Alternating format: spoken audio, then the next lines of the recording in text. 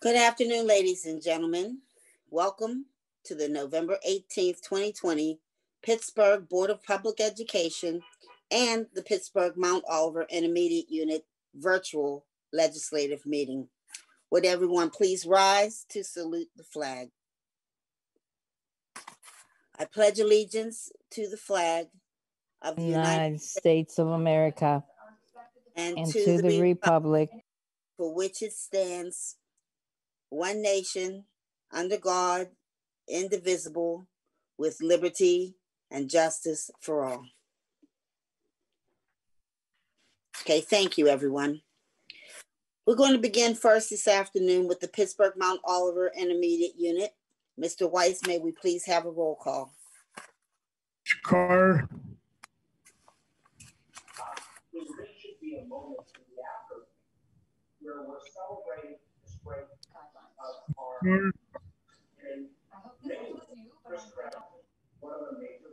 Edwards. Here. Ms. Fall. present. Mr. Gallagher. Here. Mrs. Harmon. Here.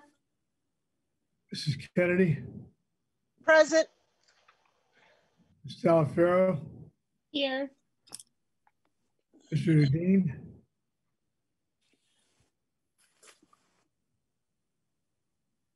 Mr. Dean.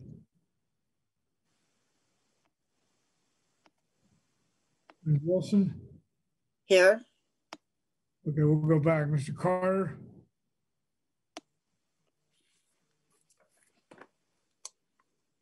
Mr. Dean. Yes, Laura. At this point, there's 7 present, 2 absent. Let me see these 2. What about explain where they are? Tell me where they are.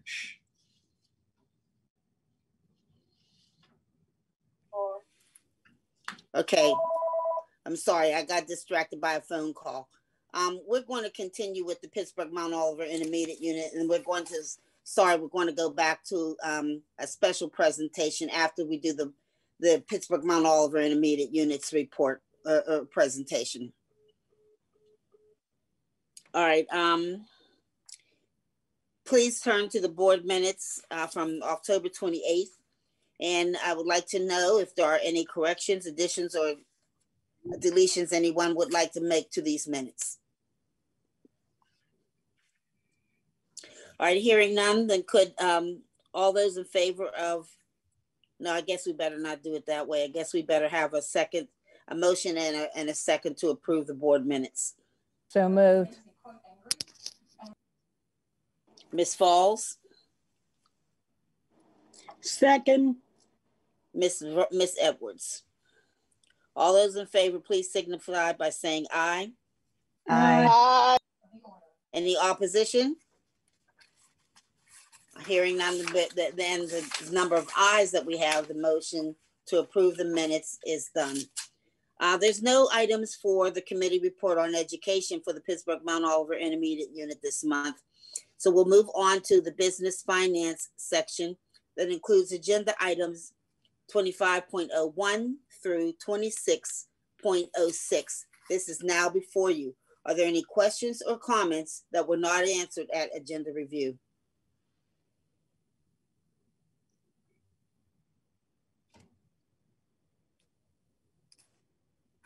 All right, I'm hearing none. So can I now have a motion and a second for a roll call vote on this section on business and finance? So moved, Veronica. Okay, Ms. Edwards, and a second by Cindy Falls. Ms. Falls. Mr. Weiss, can we have a roll call vote on this, please? Ms. Edwards. Here. Yes. Yes. Mr. Gallagher. Yes. Mrs. Harmon. Yes. Mrs. Kennedy. Yes. Talafero. Yes. Mr. Dean. Ms. Wilson? Yes. I'll just try Mr. Carter one more time. Mr. Carter? I'm going to abstain because actually I'm not entirely sure what number we're on. I just joined the meeting at 4:10 for the record. Okay. Thank you. The minutes show Mr. Carter is present. The motion's approved. Thank you, Mr. Weiss. Item 28.01 is the Pittsburgh Mount Oliver Intermediate Units Financial and Travel Report for October 2020. Are there any questions or comments on this report?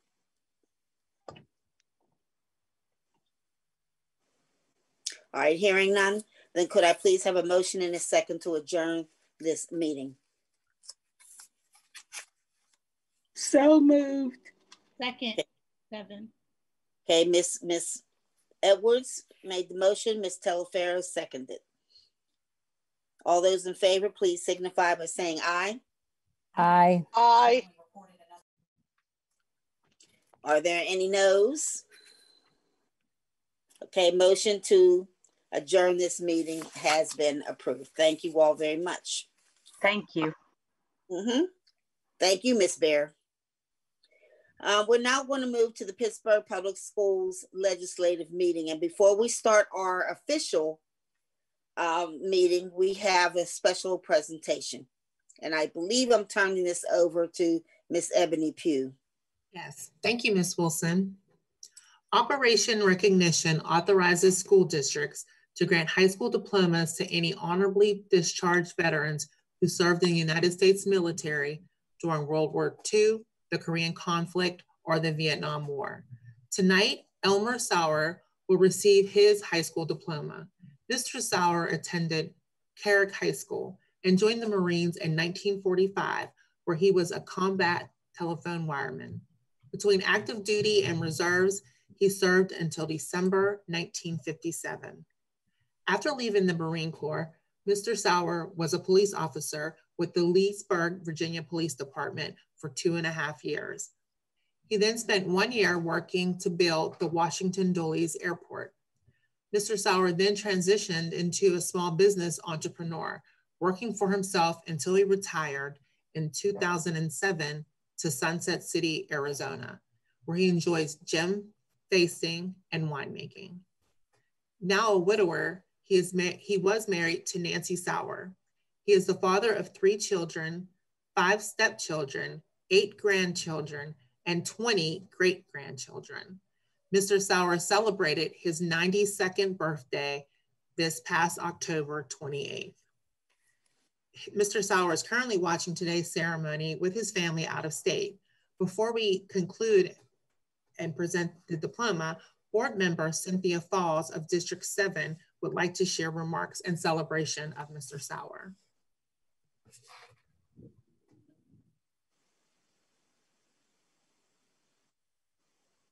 Mr. Sauer, I hope you can hear me. Is he on audio? Can he speak? He's viewing this from Arizona. Okay. Mr. Sauer, this is Ms. Falls. You and I started this journey many months ago. And I have to admit, I have never been so happy to see this day come. I know that you have been very persistent, and rightly so, that you wanted to earn your Pittsburgh Carrick High School diploma. It is an absolute honor, sir, to have worked with you and been part of this process. I'd like to thank you for your service. I'd like to thank your family for being a part of their service. And I honestly am so happy today that this day has finally come. And if I'm not mistaken, I do believe your good friend, Mrs. Sarah Sumter, hopefully is watching this as well. So I wish you the best, sir, and it's been my honor. Congratulations. Thank you. Thank you, Ms. Falls. So as anyone can see in the board docs, Mr. Sauer's diploma is on display in our board docs. We just want to congratulate him for this achievement and thank him for his service to our country. This concludes this evening's award presentation. Thank you. Thank you, Ms. Pugh. And I want to add our congratulations. Actually, want to be just as Ms. Fall said, on behalf of the whole board, congratulations on receiving your diploma, but also on your service to our country. Thank you again, Mr. Sauer. Okay, we're going to transition now into our legislative meeting for the Pittsburgh Public Schools. And this is for November 18th, 2020. This is our virtual meeting. Mr. Weiss, could we please have a roll call? Carter, Here. Ms. Edwards,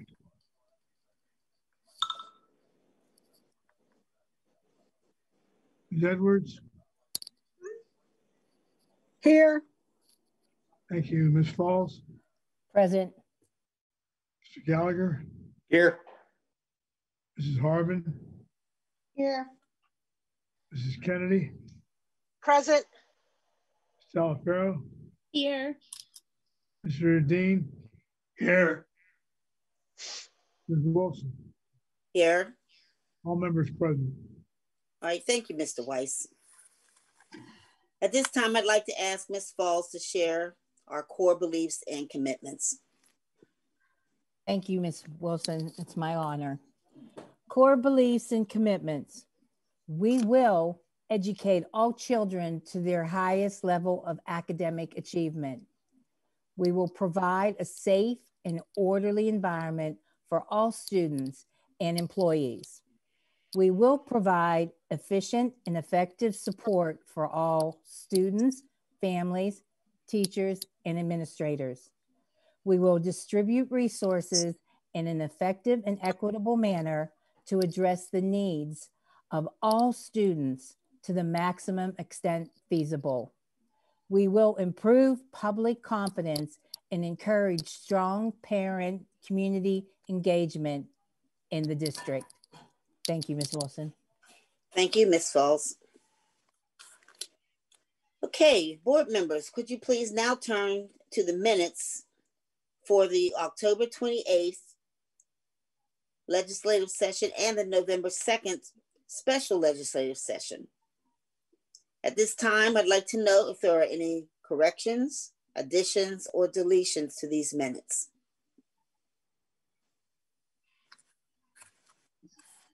All right, hearing none, could I please have a motion and a second to approve the minutes of the October 28th and the November 2nd legislative sessions?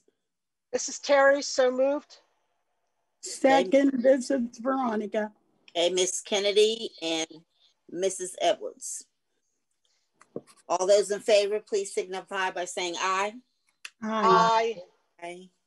Any opposition? The minutes stand as approved. At this time, I'd like to read the executive session statement. In addition to the executive session announced at the legislative meeting of October 28th, the board met virtually in executive sessions on October 26th, October 29th, November 10th, and immediately before this legislative meeting to discuss various personnel matters that may include, but are not limited to, administrative vacancies and positions that are opened and closed. The board does not vote at executive sessions. The committee report on education is submitted to you now by myself, Ms. Sylvia Wilson, the chairperson, and the committee. And my committee members are Ms. Devin Telefero and Ms. Pam Harbin. The report includes agenda items 5.01 through 8.14. Item 8.13, the Code of Student Conduct, was pulled for further discussion at agenda review. We will now begin discussion on this item at this time. Oh, there we go. Okay, I don't see any raised hands. So I know we have someone who wishes to speak. I'm sorry, did you call me, Ms. Wilson? I didn't call anybody yet. I was looking for raised, but I didn't see any. All right, Ms. Harbin. Sorry about that. My internet went out for a second. So first, I just want to thank Dr. Netchai and Amy Zundel for doing a lot of work on this addendum. And I want to thank Ms. Wilson for allowing us to have another conversation, which we did on Friday as a board, because the revisions, there were a lot of revisions and we needed to talk about it again. But I do want to say that I do intend to make some amendments to the Code of Conduct tonight. And specifically, or today, I guess we're not in tonight yet, but specifically there's two areas of concern that are left for me.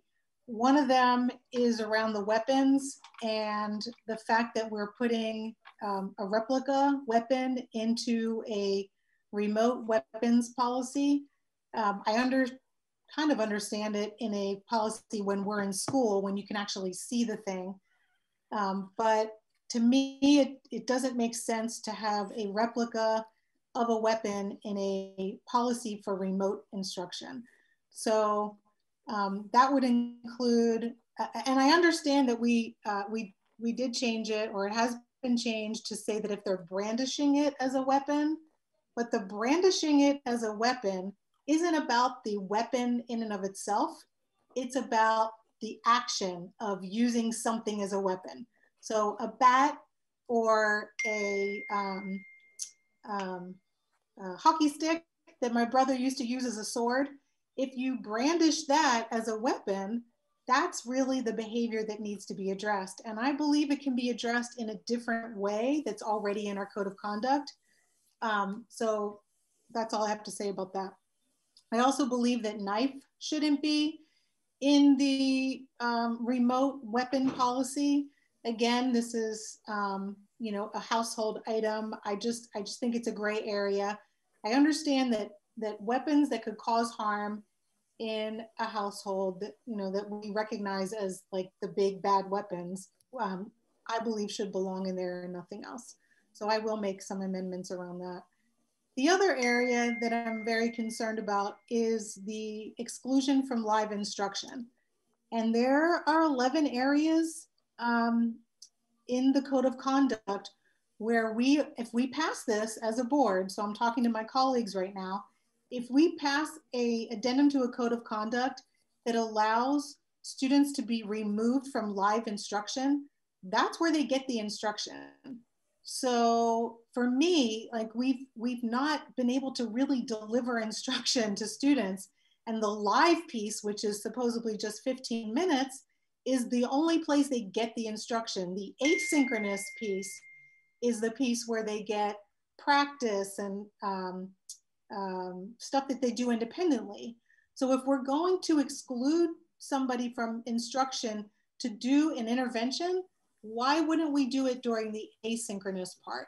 So I'm actually going to make a motion that we do not remove any student from live instruction. And if we need to do restorative interventions, that happens during the asynchronous time. So I will make a motion on that. And then there's one small one, and I'll be done, but I didn't find this, but somebody sent it to me after our discussion. But students can get a medical exclusion for a face covering. And it says in here that the IEP team would discuss the medical condition. I'm going to make an amendment to strike that because the condition isn't important. If they get an exclusion from a doctor, that's it.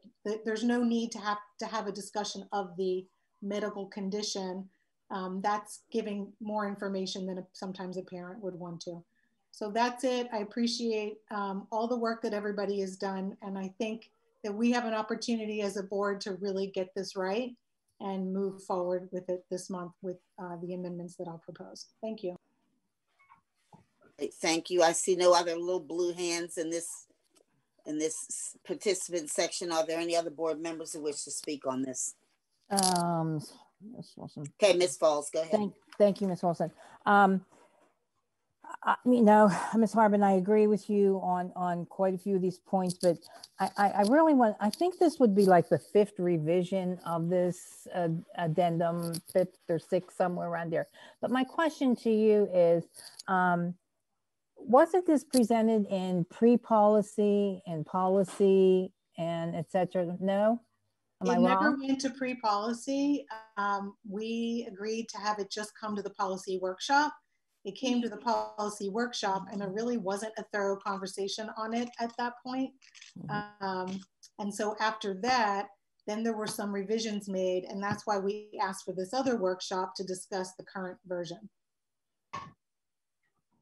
And I just have to say that you and I attended the local task force meeting last night, and a lot of these concerns were brought up by parents and discussed with administration, you know, very, very calmly and well defined. And, you know, I don't have any difficulty with this, but I would just say for future time and to be more efficient and consistent, you know, that maybe we can try to tighten up, you know, before it takes such a long process. As you yourself have admitted, it's what, over 2 months or something to that effect. But I agree with you. There's no difficulty with that here, except, you know, like I said, maybe we can just tighten it up, the process. Thank you. All right, thank you, Ms. Falls. Mrs. Kennedy. Thank you, Ms. Wilson.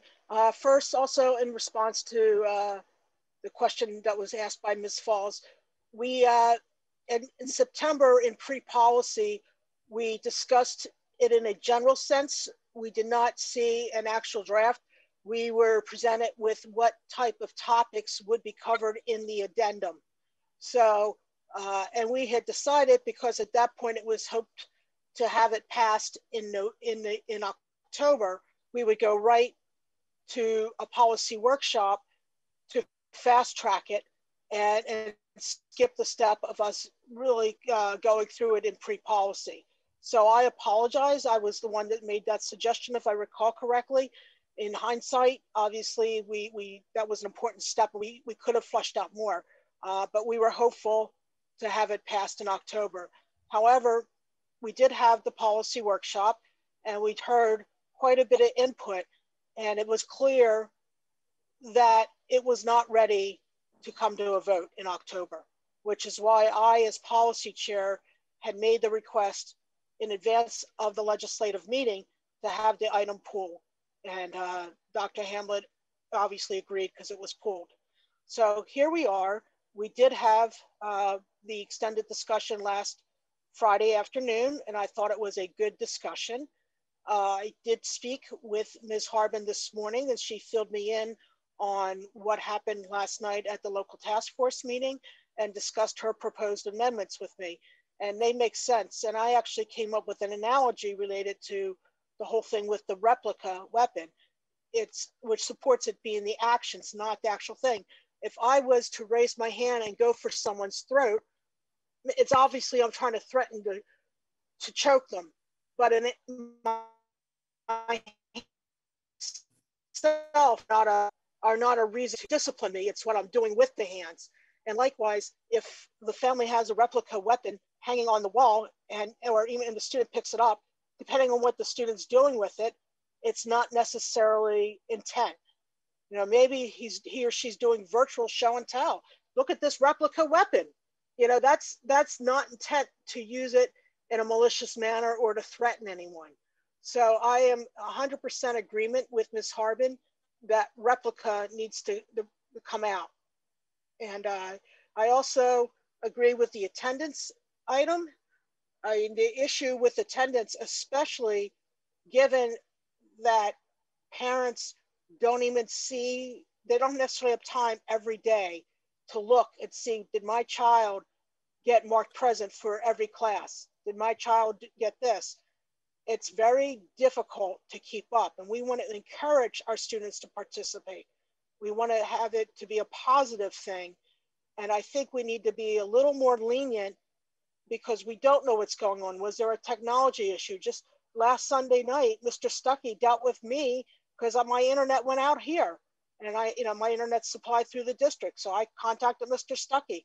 Well, we don't know, especially we've given out, the hotspots to various families, or, other providers have given them. We don't know what's going on in those networks. We don't know why. And if a teacher hasn't had a chance to contact everybody, and in the meantime is marking the child not present. Why are we penalizing the child that may have nothing to do with the child's intent or lack of intent, for that matter, to attend class? So I'm fully supportive, and certainly the face covering issue that Ms. Harbin just raised, which was not something we discussed. If it's a medical issue and a child has a note, or for that matter, if a staff member has a note, we have to abide, you know, and maybe it might be making a combination. Can we work with a face shield instead of a mask?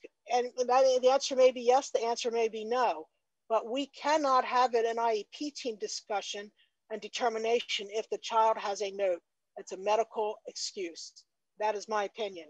So I will be supporting Ms. Harbin on all 3 amendments. Thank you. Thank you, Mrs. Kennedy. Ms. Telfair.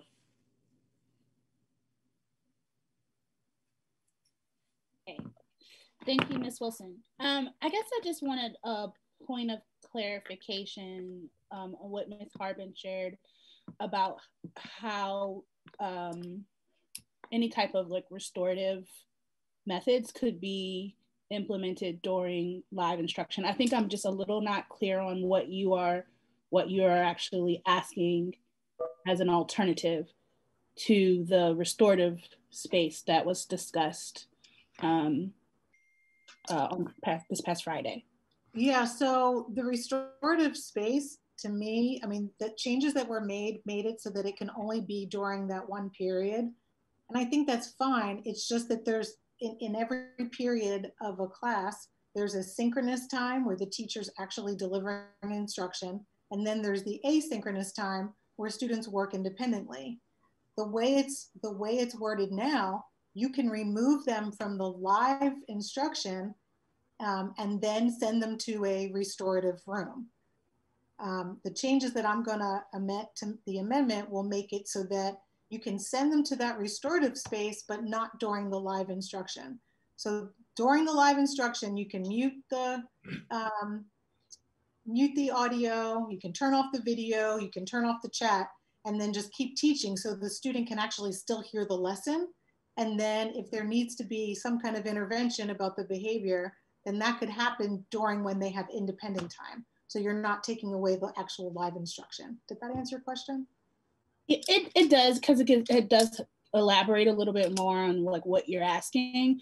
I guess my only thought and concern, and this isn't like a supporting your amendments or not supporting your amendments type of conversation for me, but my only concern, and I will start by saying, like, I've said this before, that we haven't been really educating children well since well before this pandemic started. So we're talking about 9-10 months at this point. So I understand the importance of them receiving as much live instruction as possible. That part that makes me a little nervous, or like kind of why I'm having this conversation right now, is that, you know, even with turning a mic off, even with, you know, turning a camera off, and just kind of like disappearing the disruption that a kid is having, is saying like, figure it out until it's time for somebody to come on and give you some type of, you know, restorative direction or anything like that. So I don't know how much, if a student is being, if the reason why they're, you know, being muted and their camera being turned off is because of disruption, I don't know how much they're really going to be paying attention to the live instruction that's going on, if they're already in this space of not being able to, you know, focus. So that's my only concern, is how we would be able to address that. Now, this is like asking of something that nobody has control over, because these kids are in their homes. And, you know, even if there is a restorative room, who's to say that they even will, you know, be able to benefit them or help them. But that's just kind of like my thought process has been like, how are we really able to address this? Because I don't know if that also is helpful either. So that's kind of like where I sit in this conversation. And I don't know if that there has been thought in the, student support services, maybe Dr. Nichai might be able to shine some light on it of maybe what are some ways that it can be addressed when we're talking about how we're able to help and support that student in that moment. Because I don't know if turning the camera off or, muting their mic and like removing them from the space is any more beneficial than removing them from live instruction.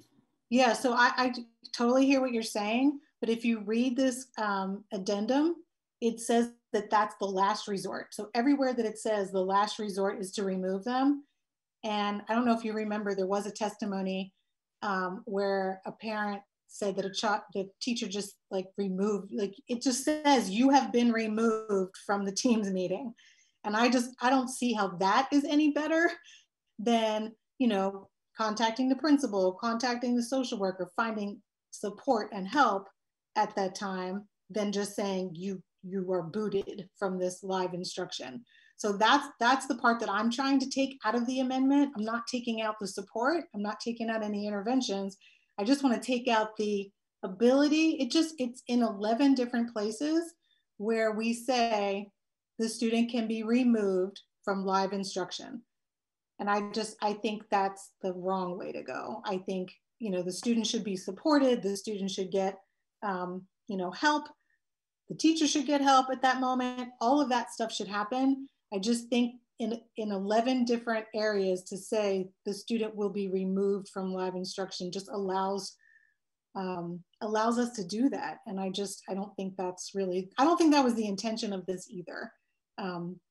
I just think that's how it came out, but I don't think that's really the intention of the addendum anyway. Thank you for that, Ms. Hardman. I mean, that's really all I had to share. So I'm done, but I will say, and this is maybe something, I'm putting my confidence in the administration to what are the solutions, to like acknowledge the solutions to these concerns, because I think that they're real. And at the end of the day, Ms. Edwards will say this over and over again, we're in the business of educating children. So I do agree, like removing them from live instruction isn't benefiting them, blocking them from anything isn't benefiting them. I mean, like all of those things to me, if I were a child and, depending on the age, might make me feel a type of way if I'm just like shut out altogether. So I think I just want to be confident that we have solutions for these concerns, because they are real concerns and it impacts our kids. So that's all I have, Ms. Wilson. Thank you. All right, thank you, Ms. Telfair. I looked at the participant list. I don't see any more blue Ms. hands. Wilson? Yes. Yeah, Ms. Wilson, I have a question.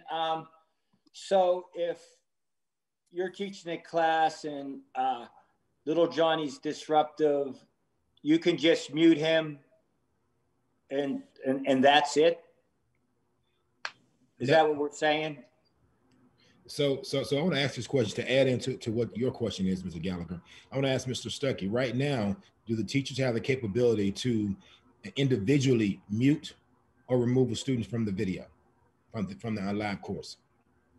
Hello, Mark Stuckey here. Yes, they can mute the students individually. In that scenario, the student can then unmute themselves after that. Okay. I was told that there's something called hard mute. Teachers have told me, and you can hard mute everybody and then unmute a student when you need to, if that happens. So again, in that scenario that he just described, if a student is muted by a teacher, the student can unmute themselves. There is a setting in Teams that was pushed out that the teacher can set it up where everyone is muted under hard mute. And the only way to speak is if the teacher unmutes them. And that would be the standard for that meeting that was set up. So that you are correct. There is a new setting called hard mute where they can, by default, everyone is muted and only the teacher has the ability to unmute them. And that mutes the entire class, right? Not just individual. Correct. This entire class, not individual. Yeah, and the teachers are saying that not everybody knows how to use that yet. So that might be something we share. So one of the issues with that, though, if we have students that are collaborating as they should online in their classroom environment, and then you have another student who is just, disrupting the whole learning environment, and situation gets a bit tenuous. You're saying you have to mute the whole class, not individually mute a student. The hard mute is for the entire class. Just want to be clear with this. Is that correct, Mr. Stuckey? Yes, that is correct. You put that setting in when you create the class, and it'll mute the entire class, not individual. Okay. So going along with this, then, I don't know if that's like an answer of just keep muting the kid and not getting anything to help the kid for their disruption. You could just keep muting the kid every day, and nothing's done, and we're not addressing the problem of the disruption. Why is the kid disrupting?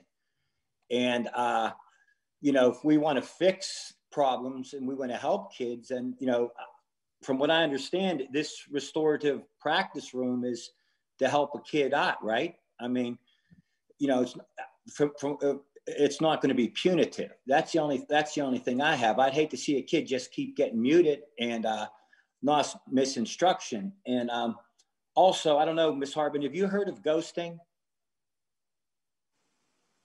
No. Okay, like for example, kids will like mute themselves or whatever and go do what they want. And when a teacher calls on them, then a friend will text them and say, hey, you better get back on. The teacher's calling on you. Do board members do that? I'm just kidding. No, but what I'm saying is, there's also, it's not a perfect world.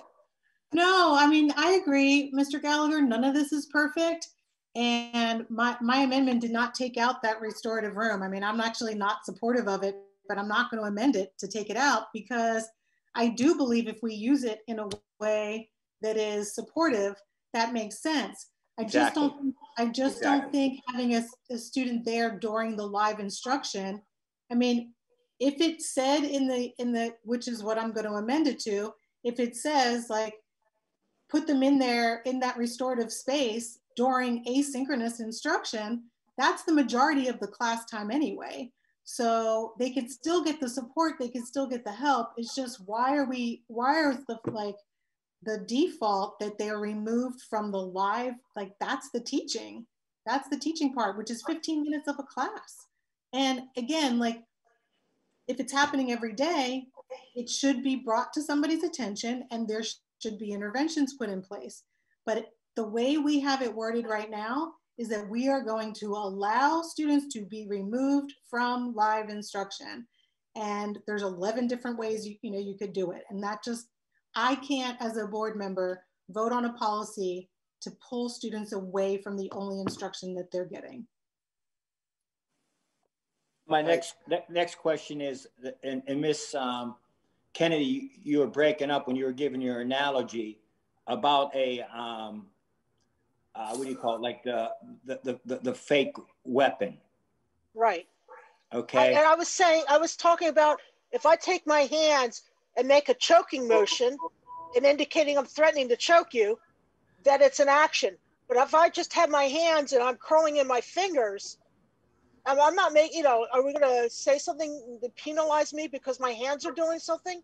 Or it's only when they're trying to go and choke someone. If my sibling's right next to me and I go start to choke with my hands, that's an issue. But if I'm just flexing my fingers and it looks like it's like I'm trying to claw,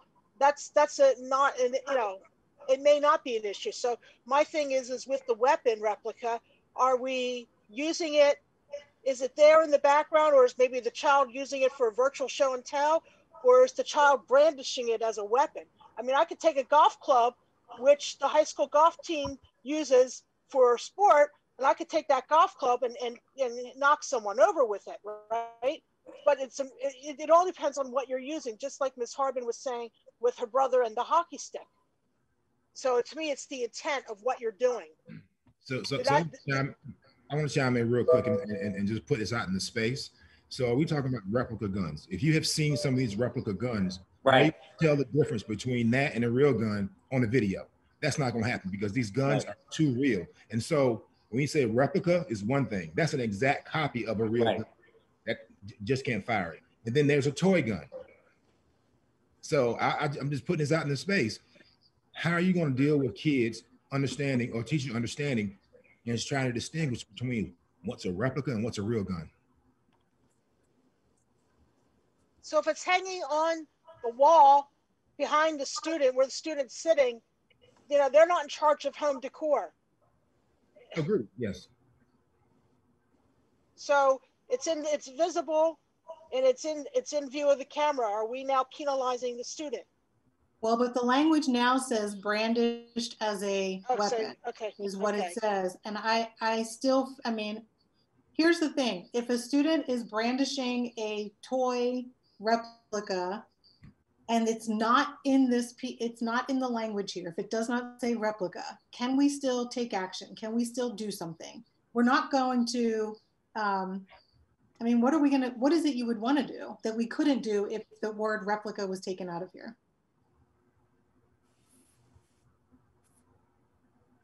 You can still investigate. You can still talk to the parent. You can still do all those things. It just doesn't make sense to put it in here as a part of our policy that says, look, it says it right here. It's a replica. I just don't think it needs to be in there for a remote learning policy. So we just should consider it to be a real gun and deal with it. Is that what you're saying? Because right now it's just like, it's semantics. You're just dealing with one word right now. And again, if you've seen replica guns, they are real guns. And so you want our teachers to be in a space where they got to decipher if this is a toy gun, a replica gun, or a real gun. Yeah, I'm saying that the teacher shouldn't have to do that. They should call somebody if they think it's a gun. I mean, then the police come to the house. Yeah, I mean, yeah, that's the process. That's how it is now. I mean, that's what we have in there. They're gonna investigate any of the things that are in there. Right. So in other words, if it looks like a gun, then act on it. Not whether it's a pretend or not. If it looks like it's a real gun, then you act on it. That's what you're saying. Yes. Yes. Okay.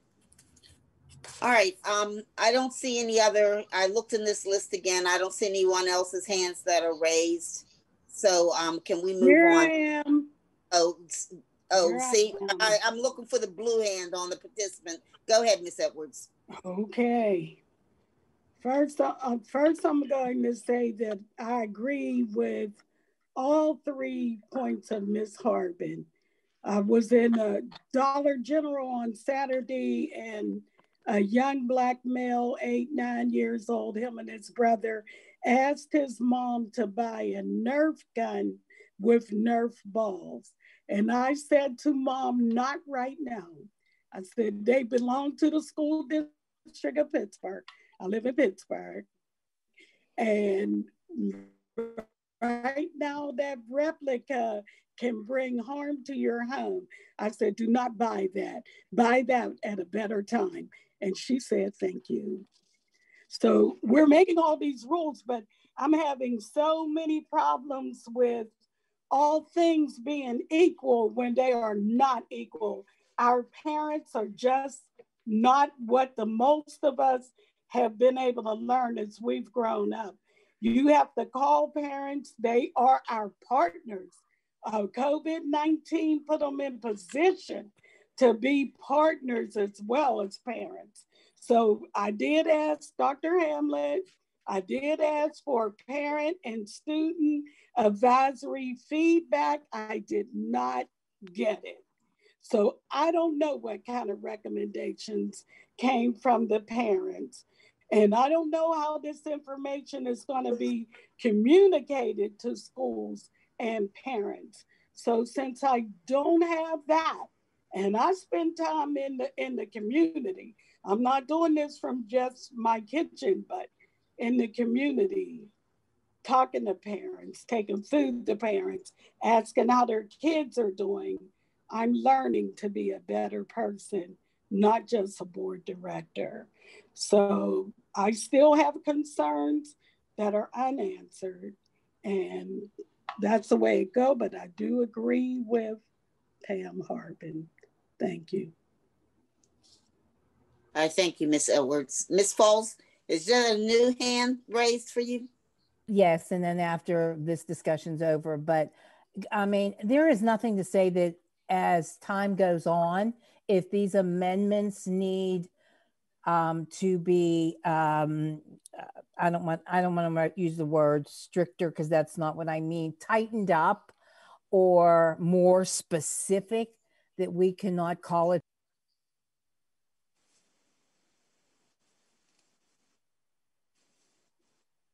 Ms. Falls, you did yourself.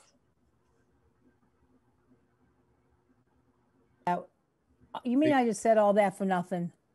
No, let me just say, what I was saying was, is there anything stopping this process that if we find out that we need to tighten this up or make some revisions, that we can't call it back because of, if we have some evidence or incidents, that we can't call it back? Is there anything that stops that process?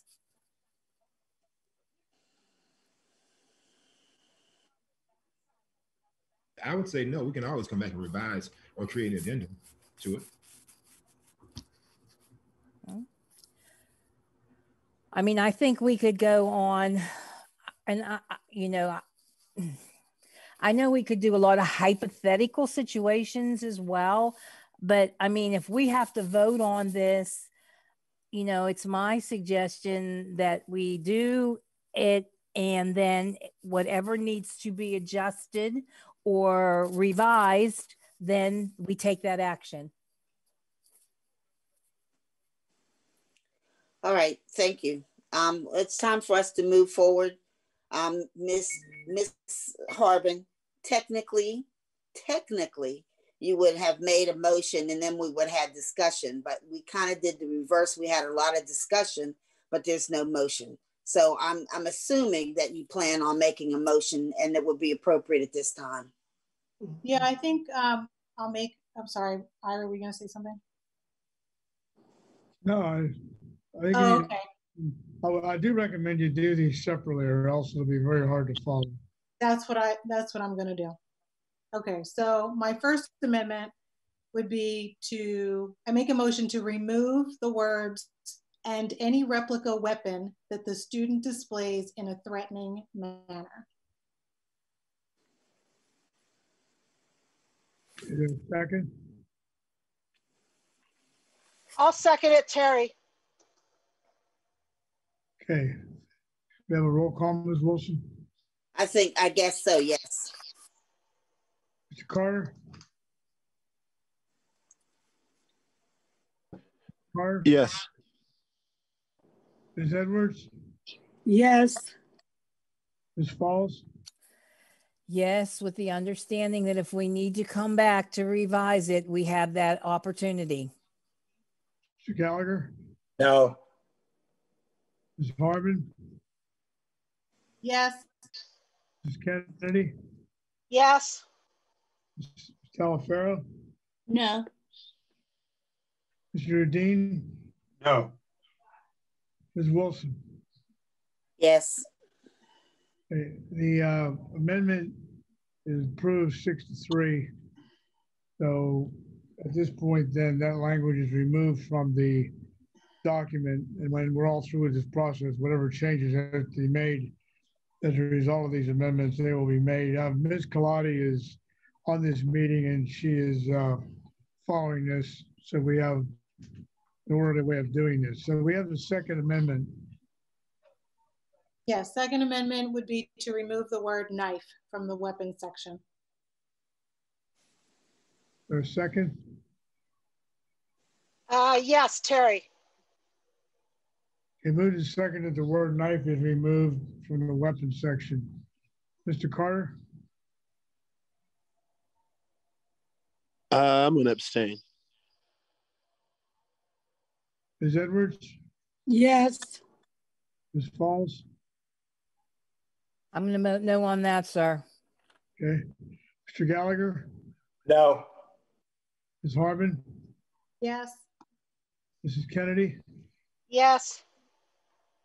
Ms. Talaferro? No. Mr. Dean? No. Ms. Wilson? No. Okay, that motion fails. 3 yes, 5 no, 1 abstention. Okay. My third amendment would be, I'd make a motion to amend the 2020-21 Student Code of Conduct Addendum to prohibit student exclusion from live synchronous instruction. I'll second. This would be wherever that's referenced. Is that right, Ms. Harbin? Yeah, so just for discussion purposes, there are 11 places in the document that reference removal from live instruction. And there would only be one place where in the section in the, what is it called? Restorative room, where my recommendation would be to say that you can only go to that place during asynchronous instruction and not during live instruction. But every other change would just be a removal of that language. I think Ms. Kennedy seconded it. Is that right? That's correct. That is correct. Do you have to go to the vote right now? Or can I make a comment? Certainly, you know. Yeah. I just be very clear when we talk about disrupting the classroom. And so if you have a kid that's constantly disrupting the classroom, the teacher's not going to be able to teach. So none of the 25 kids that's in the classroom will be getting instruction. So I just want that to be understood. Because you have situations we deal with administratively on a regular basis that kids do this. Yes, we need to find out why they're doing this so we can help them relieve the issues that they're having. But that's the fact of the matter. That's what's going to happen, because there's only so many things you can do in an online environment to ensure instruction is happening in that classroom. But can they be muted? If they're muted, you're not excluding them. They can still listen. So correct me if I'm wrong, you have to mute the entire class. You can't mute one particular student. Is that right, Mr. Stuck? I just want to make sure.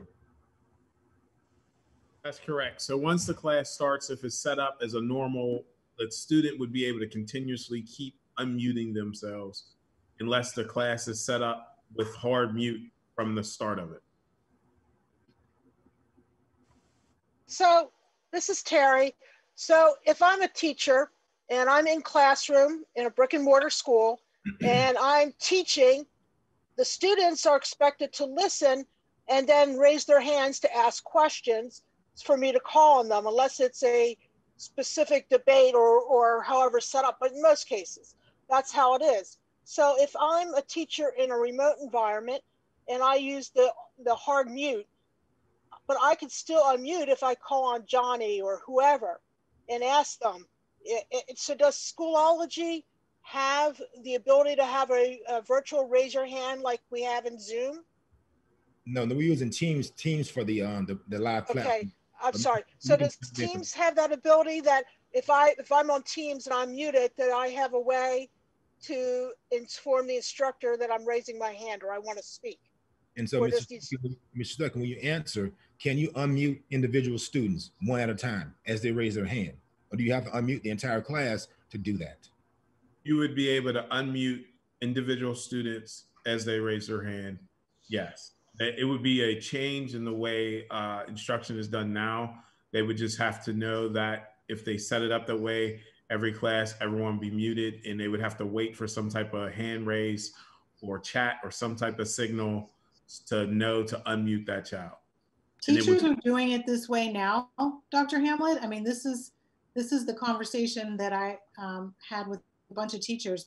There's some teachers that know about it and they're using it, and there's some that don't. And here's my concern is that all over this addendum, it says last resort, last resort, last resort, which means that there's other things happening first. Like this was supposed, but if everybody's clinging to this, then I don't really think it was going to be used as last resort, which is what my worry was. No, and so last resort, they should have some measures in place, just like a classroom management plan. They should have an online classroom management plan that deals with some of these disciplines, and they should go through that progression to get to a certain point where they just got to have no other choice. So I agree with that. Absolutely. And I've been on Microsoft Teams meetings and Zoom meetings, and I know that they can mute everybody, and then when it's your turn to speak, you can be unmuted. You can unmute yourself sometimes, and sometimes you have to wait for the host to unmute you. So I'm pretty sure that's an option. even in Teams. I'm pretty sure that I've been on team meetings where they unmuted me in order for me to speak. I don't know about the Schoology, but I do Microsoft Teams and Zoom both have that feature.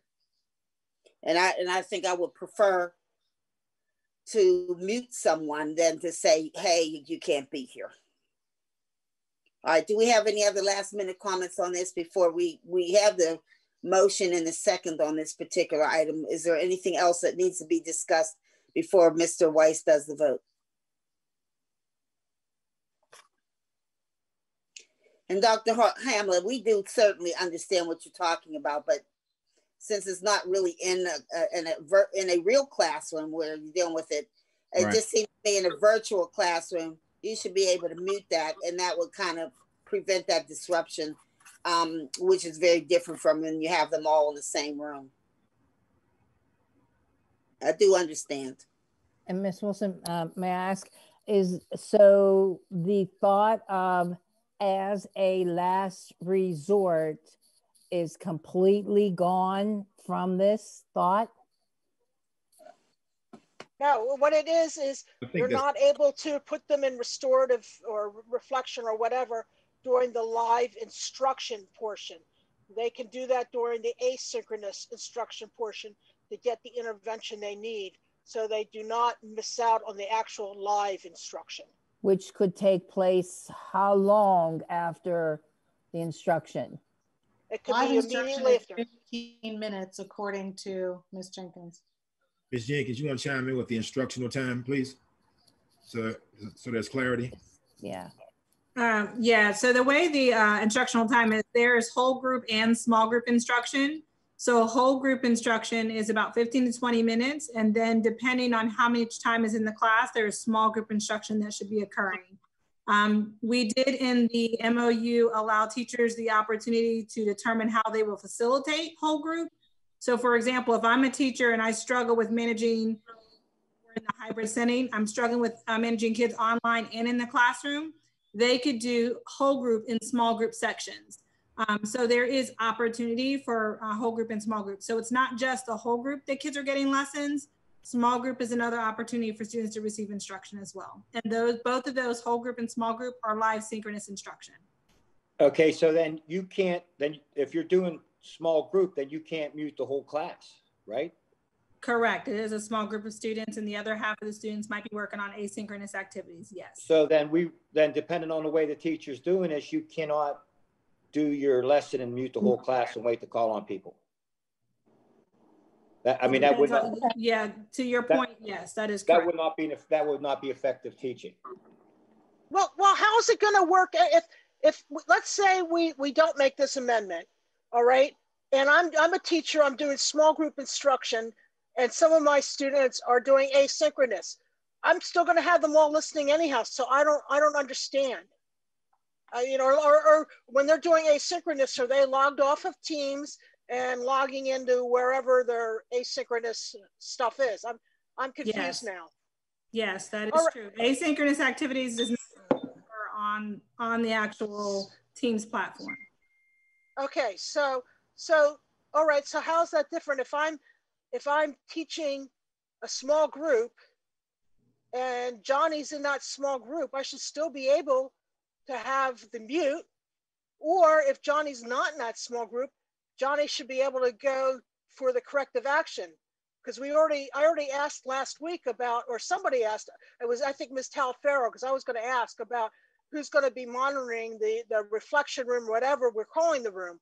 And there's supposed to be somebody, it's not the actual classroom teacher. So somebody's supposed to monitor it. So if Johnny gets sent there, when as me as a teacher, I'm doing small group with a different group, I don't understand what the issue is. I must be missing something.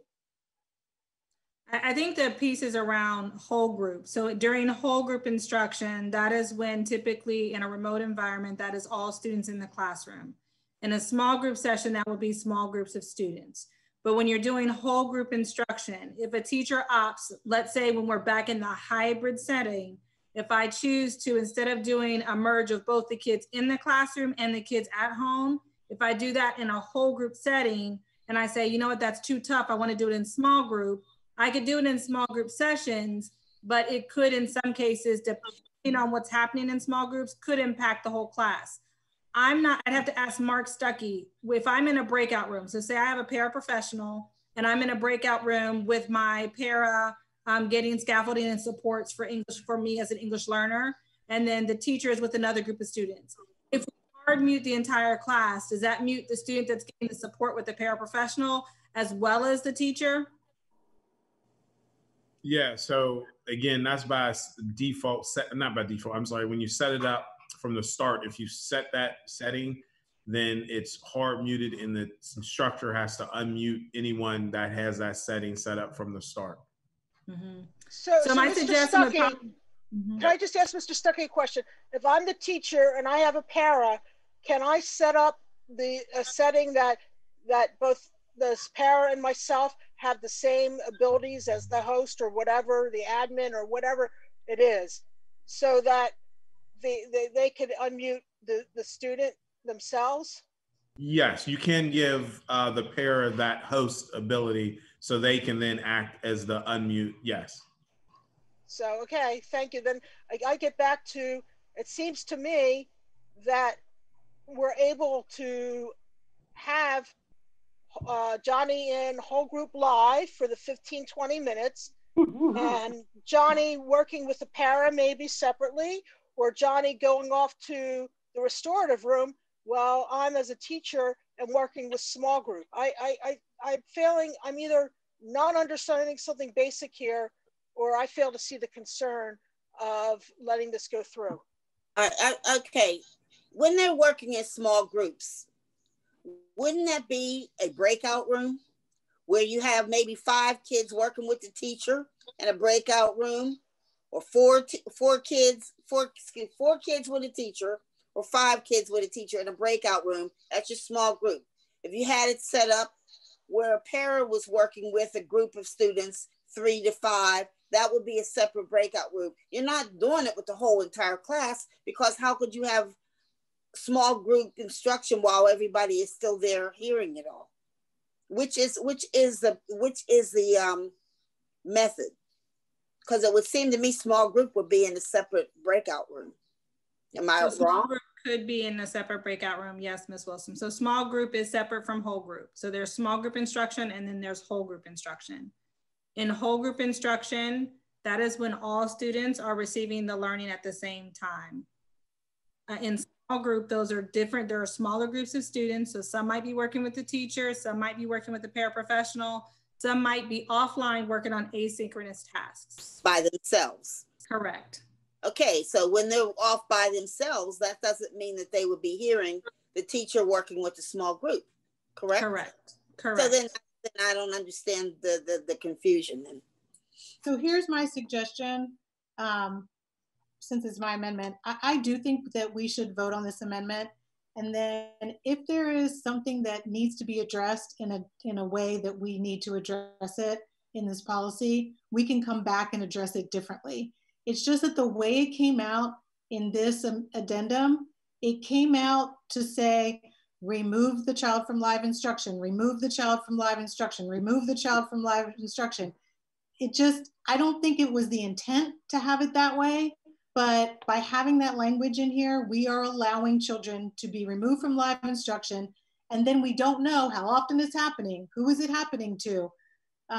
If we can change it so that, we have an understanding of when exactly that would happen, how it would happen. I mean, if it's a technology issue, like I'd say, let's fix the technology, not just rely on just removing the child. So I think we should maybe look at this deeper, but I would like to call the question.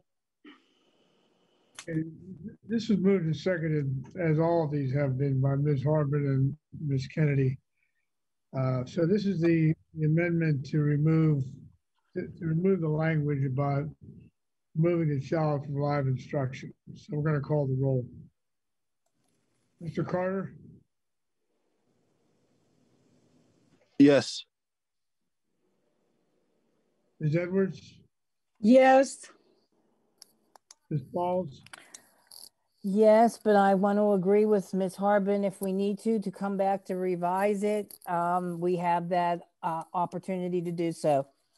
Well, that's always an option for the board in any Well, matter. now that's okay. I want it on record. Thank you. Your concern, no. Mr. Gallagher? I abstain. Ms. Harbin? Yes. Mrs. Kennedy? Yes. Delafaro? Yes. Mr. Udine? No. Ms. Wilson? Yes. Okay, the motion is approved 7-1-1. The amendment's approved. We have one more, Ms. Harbin. Yes, just one more.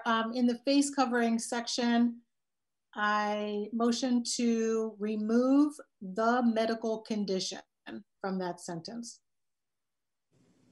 which is just removing the need to discuss the medical condition. Second. It's been moved by Ms. Harbin and seconded by Mrs. Kennedy to remove words medical condition from the language. Mr. Carter? Yes. Ms. Edwards? I'm sorry, but I'm not quite sure of that amendment. Pam, can you give me that amendment again? Yeah, it's there's a section in the face covering where it says that you would discuss the medical condition. When you have a medical condition, you don't have to tell the district what it is if your child has a condition. You can discuss the need to not, to have an exemption from the mask, but you don't have to say my child has asthma. You know, you just don't have to talk about the condition. Okay. Yes. Ms. Falls? Yes. Gallagher? Yes. Ms. Harbin? Yes. Mrs. Kennedy? Yes. Delafaro? Yes. Mr. Udine?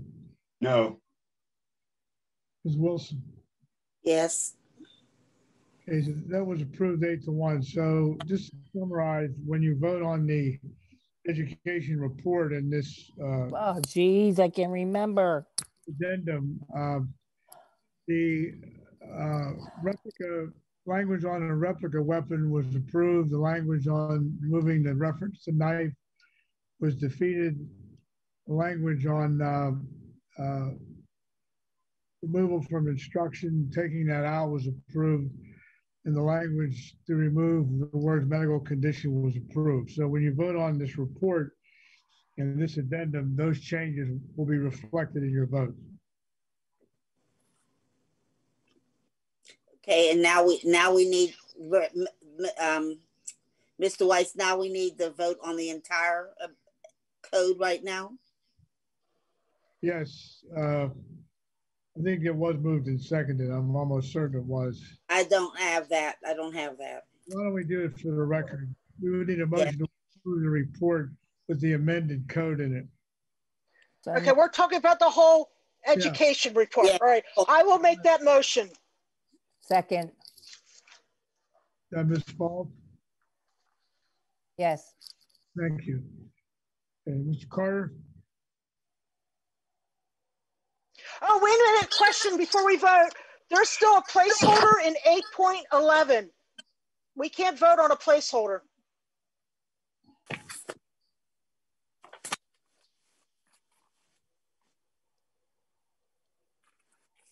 Right. Okay.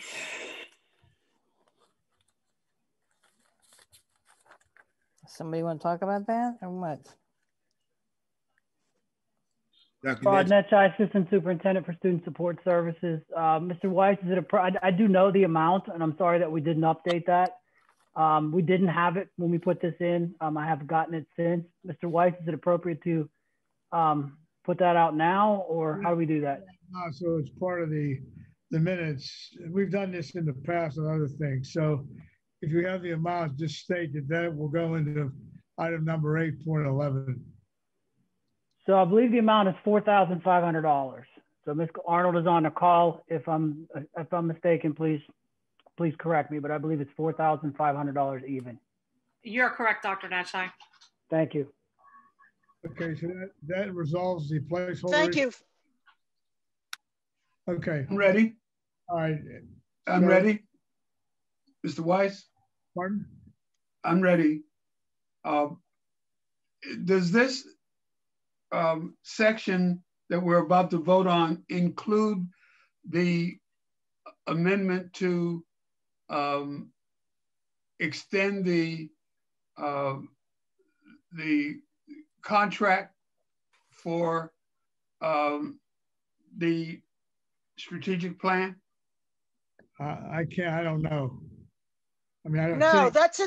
that's in business section 10.02. Thank you. You're welcome. Okay, I'm going to proceed to call the roll. Then 8.11 has been resolved for Dr. Netchai's addition and confirmed by the athletic director. Mr. Carter? Are we voted on the education agenda altogether? Yes on the agenda as a whole and no on item 8.13. Ms. Edwards? Yes. Ms. Falls? Are you done, Ms. Edwards? Yeah, as a whole. Okay. Thank you. All right, Ms. Falls, yes as a whole, and can we vote no on, we did vote no on the issue of the knife, so it would be on the whole thing, correct?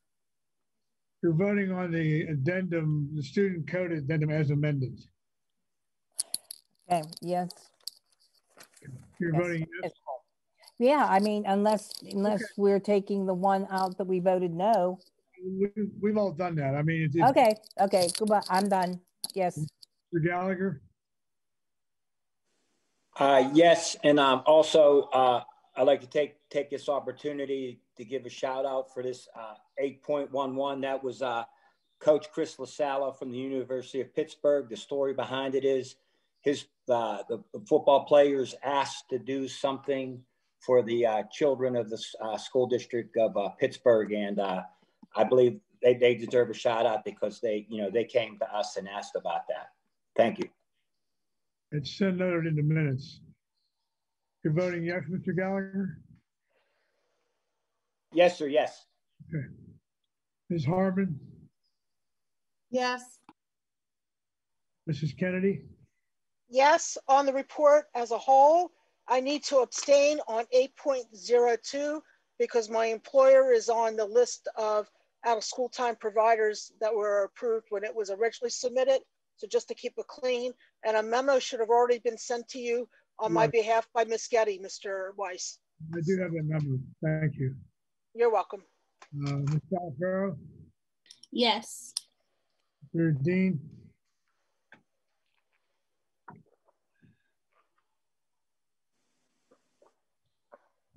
Mr. Dean? No. Ms. Wilson? Yes. Okay, the report as a whole is approved. There's one no vote on 8.1. Actually, there's 3 no votes on, I'm sorry, Ms. Wilson, how did you vote? I'm sorry. Did you vote yes? Me? Ms. Wilson? Yes, I did. Okay, I'm sorry. It's hard to follow. There are 2 no votes on 8.13. So that was approved 7-2. And 8.02 is approved 8 yes and 1 abstention. Thank you. Thank you, Mr. Weiss. Okay, we're going to now move to the committee report on business and finance that is before you, which has been submitted by Mr. Kevin Carter, the chairperson in his committee. The report includes agenda items 10.01 through 12.05. Are there any questions or comments that were not answered at agenda review? And Mr. Udine, at this time, did you want to be recognized? Yes, please. Go ahead. I sent out a note earlier recommending that we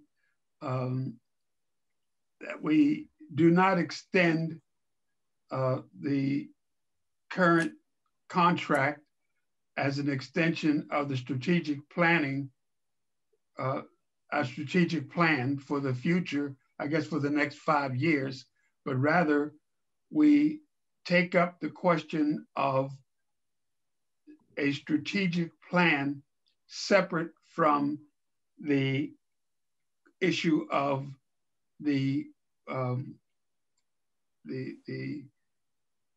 what am I saying? Separate from the issue of the imagine process, imagine our school, imagine PPS. But rather, I think what Ms.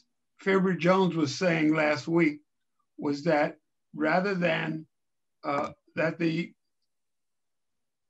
proposal for Imagine to extend it was actually our strategic plan. And if I understand that correctly, I don't think that we should do a strategic plan simply by extending the current strategic plan to cover Imagine PPS. We should take up the discussion of doing another strategic plan as this strategic plan expires. I'm not sure when it expires. Perhaps we can get some clarity on that, but we should take up that question separately from Imagine PPS. I hope I'm making myself clear. All right. Mr. Udine, if I may, Ms. Wilson. Go ahead. I think partly I confused you and it when I spoke about this last week. The board tab between the time that it was written and the night of agenda review had changed, and it was better clarified. I thought that the contract we were voting on was to do another strategic plan in the likeness of that was done when Dr. Hamlet first got here. And what I was confused about was that is not necessarily what this is. This is to complete the third part of the Imagine PPS plan, not necessarily the strategic plan. Thank you, Mr. Carter. But I was referring more so to Ms. Fabry Jones's response. In her response, she indicated, I thought, that it was an extension of the Imagine PPS, and she saw that as the final phase of the strategic plan, the 5th year, and rolling right into Imagine PPS as an extension. That's what she said. So I'll attempt to clarify in Ms. Fabry Jones' absence, and Dr. Hamlet can jump in as well. So our first original strategic plan, Expect Great Things, was the plan that we worked on when Dr. Hamlet first arrived in Pittsburgh Public Schools.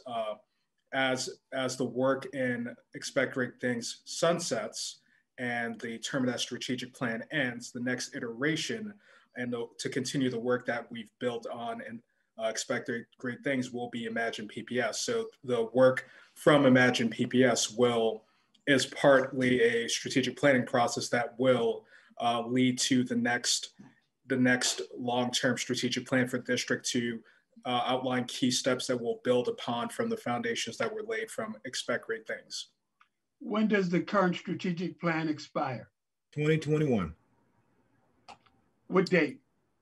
I don't have a specific date in front of you right now, but we can go to the information that's on the website for the public to see and get that for you and make sure we send it to you. So it expires. So, Mr. Joseph, could you clarify what you're saying is the relationship between PPS extension and the strategic plan, which expires in 2021? So the extension for Greenway Strategy Group is to continue the facilitation project management for the Imagine PPS activities around the Imagine PPS design teams that will lead to the next iteration of the strategic plan that will take over after expect great things, our current strategic plan that goes through 2021 sunsets. So that's what I'm hearing.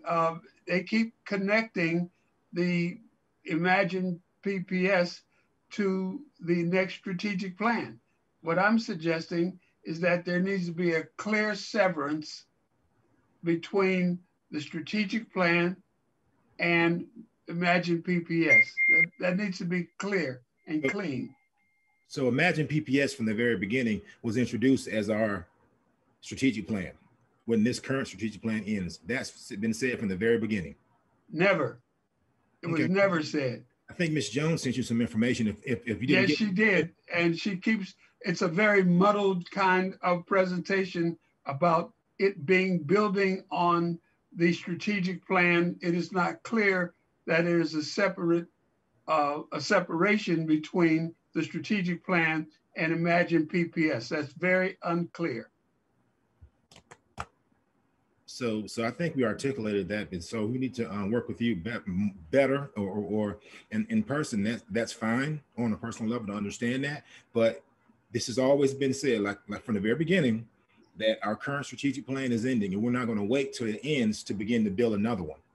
Then we need to have a discussion about what the strategic plan, the next strategic plan needs to include, and that needs to begin with an evaluation of the current strategic plan. From the very Not a discussion of Imagine PPS. Imagine They're PPS separate. is our next strategic plan. Beg your pardon? Imagine PPS is our next strategic plan. No. No. Imagine PPS cannot be our whole next strategic plan. It'll be as bad as the last strategic plan. We need a separate strategic plan. And your eyes are going to be bad. So, you know, a year and a half now, almost a year and a half, and now we get down to the final stages of it. It's a problem. It's never been described as a strategic plan. Okay. We've been talking. Thank you, Ms. Wilson. Sorry, I've been like stewing in my juices over here. I believe from the beginning that we've been talking about Imagine PPS, that we've had this conversation. There have been engagement sessions. I've never seen Mr. Udine in any of them, but I haven't been at all of them. But the ones that I went to didn't see him present for those. We've had many presentations about this, so I'm not really certain how you don't understand or know, but I digress. I would like to call the question. Thank you. Okay, thank you. Question has been called on this item in particular, 10.02. At this time, are there any other discussion items of the business and finance section that has not been discussed or needs to be brought up before we vote? Yes. I'd like to request a, from the solicitor who's acting as the referee in this discussion, as to whether or not there is sufficient clarity on the two contracts, one for the strategic plan and the other for PPS. I need a legal clarification as to whether or not those two contracts are being blended or whether or not they are separate.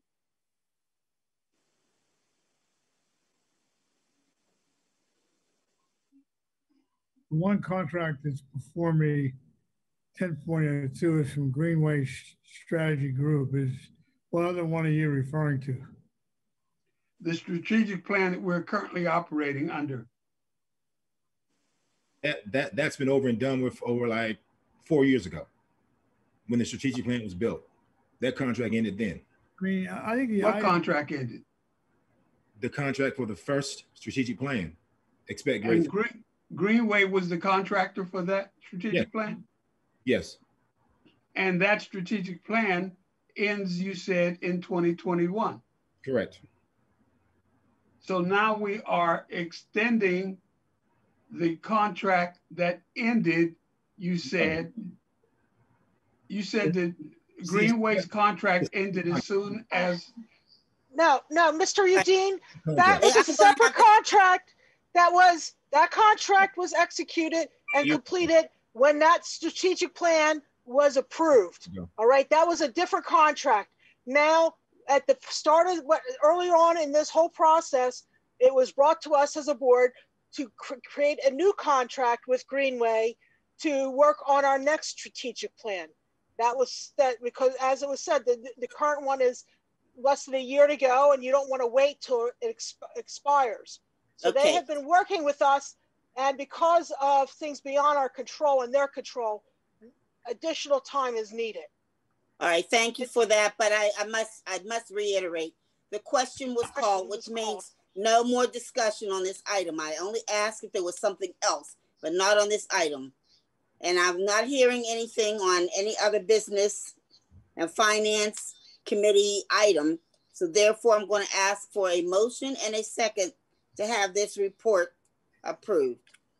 Carrie, so moved. Excuse me. Devin, second. Okay, thank you. Mr. Weiss?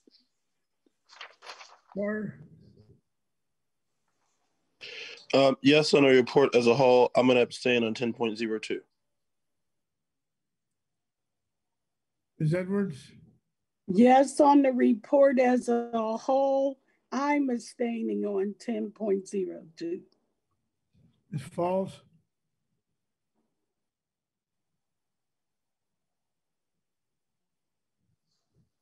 I think I saw her accidentally need to leave.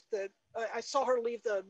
Oh no, she's back on. No, I am in and out of here so terribly. It's horrible. I vote yes. Gallagher? I am going to vote yes on the report and abstain on 10.02. Ms. Harbin? Yes. Mrs. Kennedy? Yes. Ms. Salafaro? Yes. Mr. Dean? Yes on the report as a whole, no on 1002. Ms. Wilson? Yes. Okay, the report as a whole is approved. 10.02 is approved, 5 yes, 1 no, and 3 abstentions.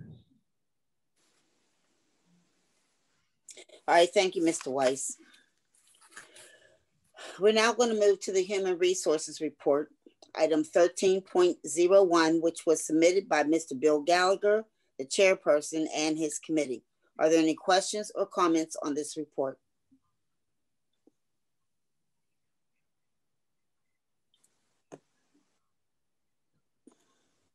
I see no hands raised in the chat room. The participant list. So I'm going to ask then for a motion and a second to approve the Human Resources Report, please.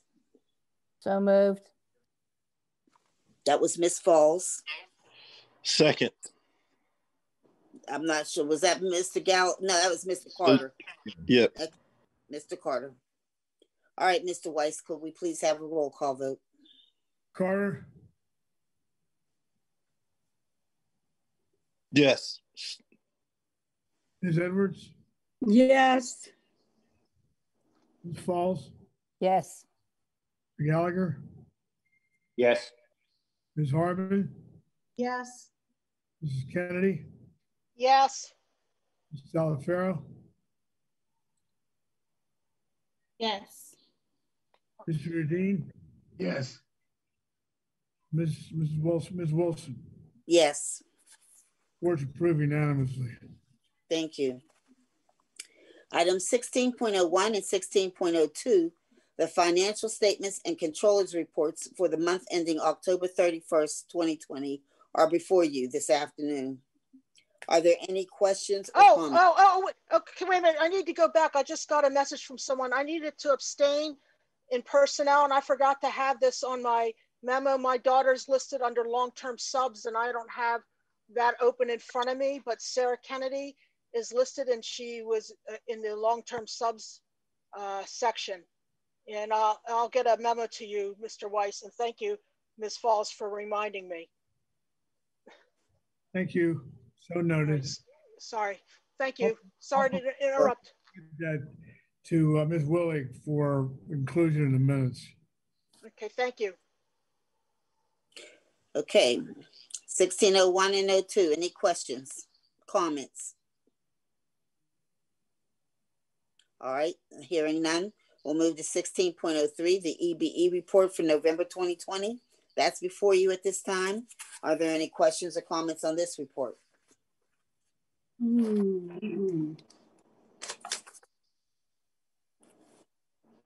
All right, hearing none, then we're going to move to 17.01, the resolution authorizing the officers to award Elmer F. Sauer, having fulfilled the requirement through Operation Recognition, a Pittsburgh Public Schools high school diploma. Are there any questions or comments on this item?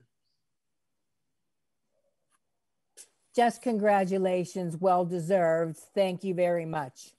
Sure, thank you. All right, may we have a roll call? Could I have a motion in a second to have a roll call vote on this item? So moved. Second. Okay, I'm not even sure who I heard just now. Ms. Falls Cindy and Terry. Okay, Ms. Kennedy. All right. Mr. Weiss, you want to move on with this vote, please? Carter? Yes. Ms. Edwards? Yes. Ms. Falls? Proudly yes. Mr. Gallagher? Yes. Ms. Harbin? Yes. Mr. Kennedy? Yes. Salafaro? Yes. Mr. Dean? Yes. Ms. Wilson? Yes. Board's approved unanimously. And I guess I should have also noted that these items that we're discussing now are under new business. All right, thank you, Mr. Weiss, on that. We're going to move now to item 17.02. Resolved that the Board of Directors of the School District of Pittsburgh enter into a contract with Dr. Carol Johnson to facilitate the superintendent's evaluation process. Are there any questions or comments on this section or this item? All right, thank you. Hearing none, could I have a motion and a second to approve item 1702? Terry, so moved. Second, Veronica. Thank you both. Mr. Weiss, a roll call vote, please. Carter? Yes. Ms. Edwards? Yes.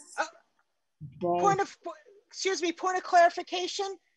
Can we update? It says November 19th, 2020 to May 31, 2020. Can we amend that? It'll be amended by putting in 2021. Okay. No, I'm sorry, do we need to restart the voting? I'm sorry, I just noticed that now. No, we don't. The dates will be corrected. Yeah, right. Okay, thank you. Mr. Gallagher?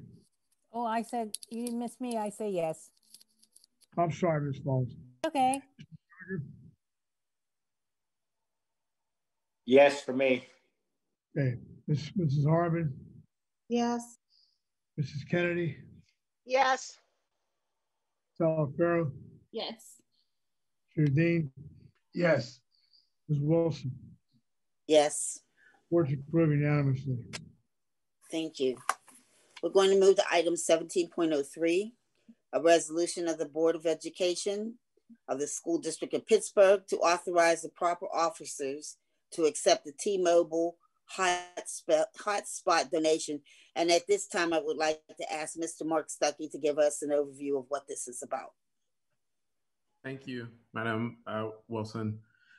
Mark Stuckey, and this is an agreement to award us 2,610 mobile hotspots for our students to use as we continue online courses. This was to add on to our already fleet of Sprint hotspots. Now we'll have an additional 2,610 to give to our students. Thank you. Thank you. Are there any questions or comments on this particular item? All right, hearing none, could I have a motion and a second to approve 17.03? Ms. Wilson, Ms. Falls. Ms. Falls. Ms. Wilson, Ms. Falls. Yes. Can I ask a question to Mr. Stuckey? Go ahead. Okay, I'm sorry. I'm having a lot of trouble.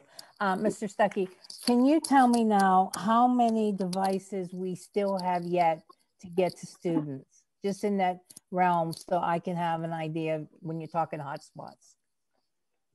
So how many hotspots or how many devices? How many, both. How many devices, and do we need more hotspots? So currently, everyone who has requested a hotspot, we are able to supply them thus far. Okay. I believe the number, I don't have the exact number, but hundreds are already out there. Okay.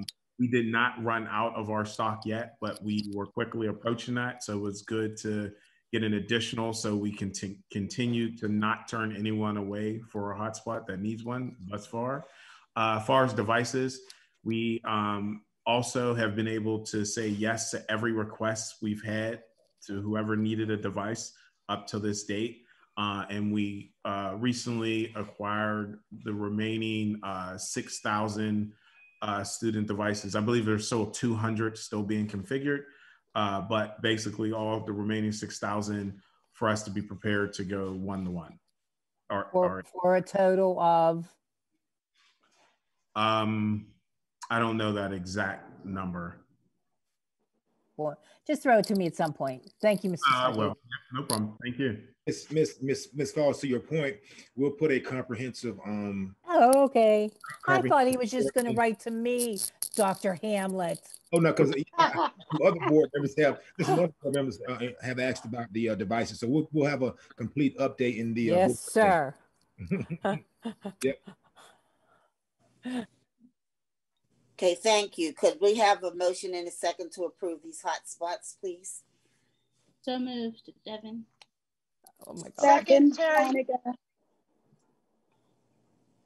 I heard both. I've heard both Miss Edwards and Mrs. Kennedy. So it does either. Let Veronica. Just put Veronica's name. I don't care. If anybody's calling on me and I don't answer, I'm going to shake my head because I can't get through here. All right. Okay, Mr. Weiss, you can go ahead, please, with the roll call vote. Mr. Carter? Yes. Ms. Edwards? Yes.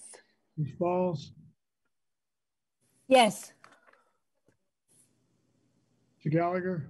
Yes. Mrs. Harbin? Yes. Mrs. Kennedy? Yes. Delafaro? Yes. Mr. Dean? Yes. Ms. Wilson? Yes. Motion carried. Okay, thank you. We're going to now move to item 17.04, the computer purchase to replace the first grade iPads. Mr. Stuckey, you want to give us an overview, please? Yes, thank you. As many of you know, we've had some older iPads that aren't working efficiently for our families and students. So now we're going to move to get brand new laptops for those families so they don't have to deal with the old antiquated iPads moving forward. Thank you so much. Thank you. There are any questions or comments from board members? Oh, Ms. Harbin, I just want to say thank you for bringing this forward. There were a lot of parents frustrated with the old iPads and they tried really hard to make them work. So thank you. Okay, if there's no further questions or comments, could I please have a motion and a second to approve the purchase of these iPads? Terry, so moved. Devin, second. Okay, thank you so much, Mrs. Kennedy and Ms. Telfair. Mr. Weiss, could we have a roll call vote, please? Carter? Yes. Ms. Edwards? Yes. Ms. Falls? Was there a vote taken? Oh, I'm sorry. Yeah, you're voting, Ms. Falls. You vote yes? Yes. Yes, sir. Thank you. Mr. Gallagher? Thank you. Yes. Ms. Harbin? Yes. Mrs. Kennedy? Yes. Delafaro? Yes. Mr. Dean? Yes. Ms. Wilson? The item is approved. Thank you so much, Mr. Weiss. And at this time, we have another new business item, 17.05, and I'll ask Mr. Weiss to present this, please. Okay, this will be a motion to authorize the superintendent to make such alterations to the winter sports program as he deems necessary based upon recommendations of the District 8 Committee and the District Athletic Director under the COVID-19 conditions. Actually, it should be District 8, PIAA District 8 Committee.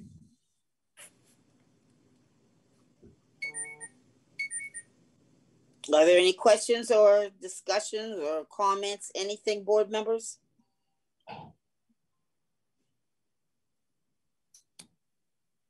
All right, thank you. Hearing none, Mr. Weiss, may we have a roll call on this? Oh, wait a minute, let's make a motion. Whoops, motion in a second first. I'm so moved, Terry. Second, Veronica. Okay, now, Miss Kennedy, were you going to say something or just reminded me of that? That was all I was reminding you. Okay. No, Ms. Harbin, could I just get Mr. Gallagher to just explain why we're doing it this way? Sure, Ms. Harbin, thank you. Yes, since we're entering a different climate, the winter time, and winter sports are indoors, and there's going to be a lot different a lot of different challenges and a lot of different situations versus the fall sports, which were outside. And we also have different sports like men's and women's basketball versus like wrestling versus like swimming, which is held in a natatorium. And we have a lot of our schools in the winter sports compete in the WPIAL. And,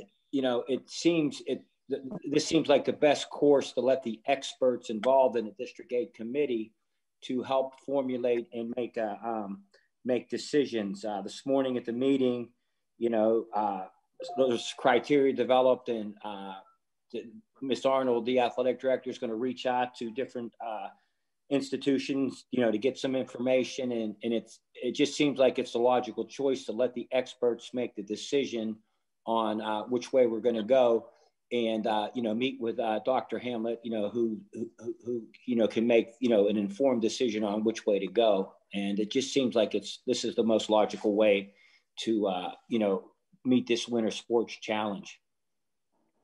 Thank you.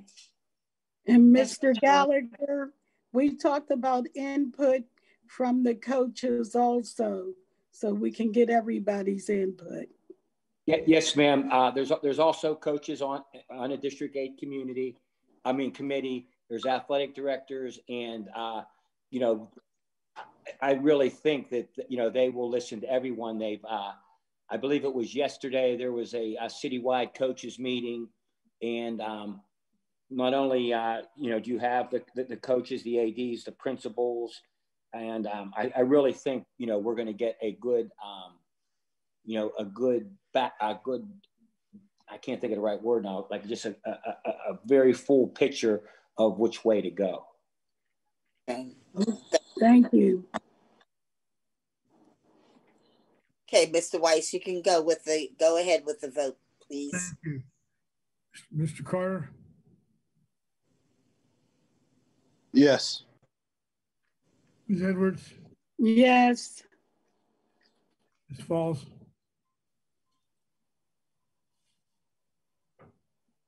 Ms. Falls? You know what? I really don't know what I'm voting on. Mr. Gallagher, is this being submitted by you and you are approving it?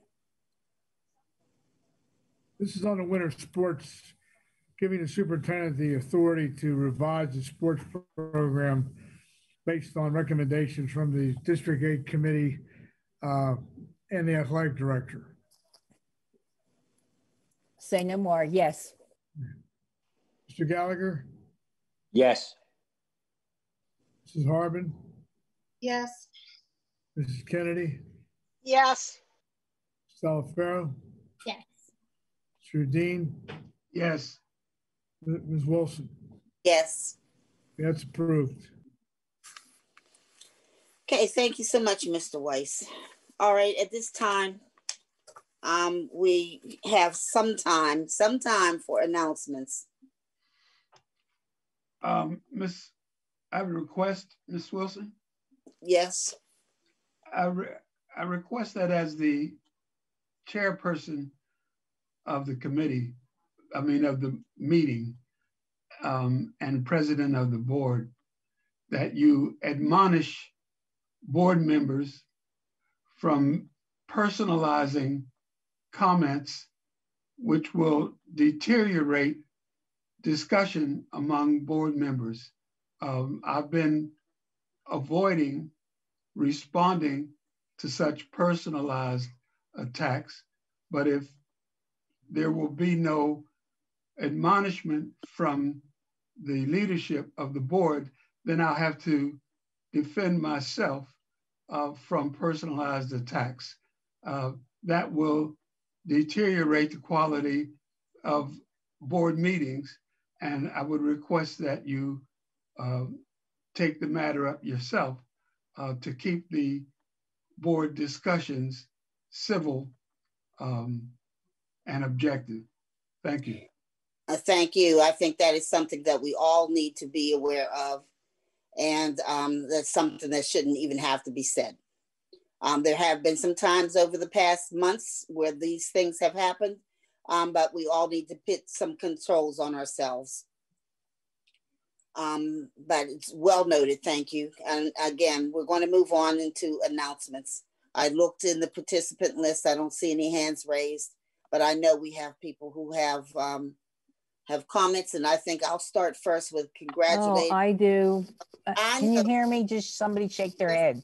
I want to congratulate the House for the championship win. I want to thank all of the high schools that have participated in the football season. Everybody worked very hard, and but it did culminate in a win with the Westinghouse Bulldogs. I'm not going to say that they're starting their trend from the history of Westinghouse, but it looks like they might be. So I just want to offer congratulations to the players, all the coaches, and all the fans who came out to the championship game, and it's just a good thing to have that even in this cold weather we were able to participate in that outdoor sports without fear of any illnesses, even though everybody was pretty much social distancing, except for the Westinghouse Bulldog cheerleading team that had one section and were louder than the cheerleaders. But we're going to move on. Okay, Ms. Falls, you have announcements? Ms. Falls?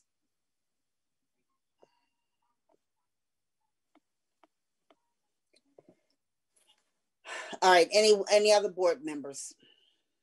Here I am. Okay, go ahead, Ms. Edwards. I just want to say to my colleagues, as I listen to you all more this evening, you sounded like me. I'm real happy about that, because we're going to look to excitingly getting our children educated, even though it's a pandemic. The pandemic is worldwide. So it's going to be our response to the pandemic, not to punish young people because they don't control what's going on in their homes. Their parents control what's going on in the homes. And so we just ask parents to do their best, knowing that it has been a difficult situation, but we're all in it, and we'll all get out of it, because this too shall pass. And to administration, Dr. Hamlet, will be some time coming up to reflect and to be off for a minute and just soak in the peace of it all, because there is some peace. I want to wish everybody just a happy Thanksgiving. Thank you for hanging in there.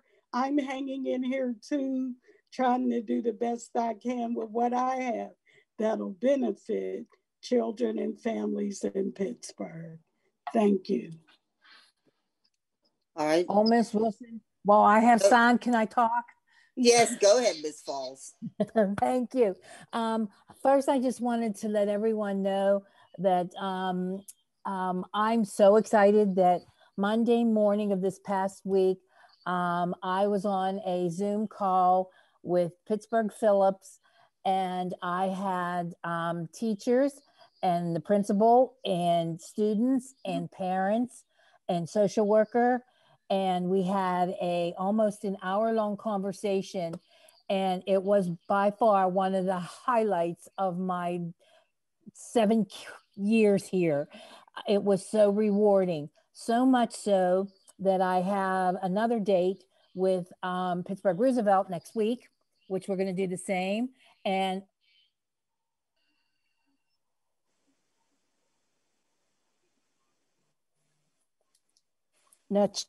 oh, please help me. Mr. Rodney, Dr. Rodney Nachai, who has also working with me, and we're going to be looking into some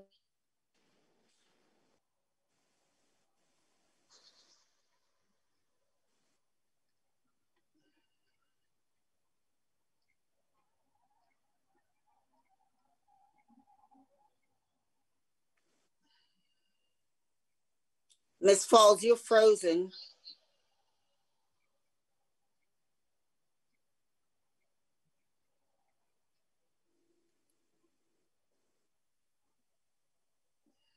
Okay, Miss Falls, you're frozen.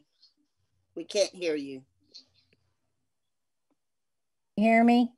Now I can hear you. Go ahead. I'm back. Can you hear me? Go ahead. Miss Laura, can you hear me? Okay. So anyways, I'm going to be doing the same thing with Pittsburgh Roosevelt next week.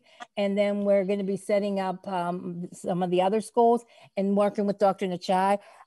We're going to be doing, he's going to be working with me to do some other groups. I've longing been wanting to talk to students, and this has been the best way at this point that we can do it.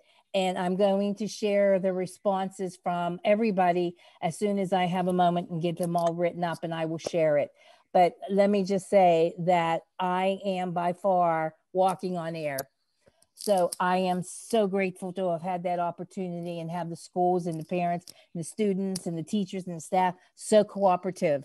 So thank them. And again, as always, please thank our military, past, present, and future, and especially Mr. Sauer. Congratulations. Thank you. Amen. I'm done. Thank you. All right, Mrs. Kennedy. Thank you. Well, I'm starting with congratulating Mr. Sauer on his high school graduation, receiving his diploma, and thanking him for his service. And I noted his birthday. He shared the same month and day of the with my father for his birthday, and my father would have turned 99 at the end of October if he was still alive. So he also fought in World War II. So I have a special place in my heart for World War II veterans, for those that are still with us. So I thank him for his service from the bottom of my heart. I would also like to congratulate not just the Westinghouse Bulldogs, but all of our sports teams that have won their respective playoffs or what have you. But not just them, but everyone who participated. You know, I think in August when we had our vote on fall sports, a lot of us didn't know how it was going to transpire, what was going to happen, what wasn't going to happen. And I think we made the right decision in retrospect. At that point, it was very hard to do that. But I also think it was nice that the decision was made somewhere along the line to not participate in the PIAA playoffs, because it gave us flexibility that when one of the teams in the playoffs, in the football playoffs, had to put a halt to activities due to a COVID exposure, we didn't have to worry about fitting our schedule in to the PIAA schedule. And we were able to delay our playoff games for football, and therefore let those teams let that team participate. And everyone could say that it was, well, I hope that everyone thinks it's the right decision. I only regret that I did not get to watch the game. As Ms. Arnold knows, there were some technology issues, but that will hopefully be resolved sooner versus later with respect to the next time I'm trying to watch sports, and we'll go from there. But I'd like to congratulate everyone who participated in fall sports, who facilitated fall sports. I'm sure it was different than what everyone was used to, but they made it happen.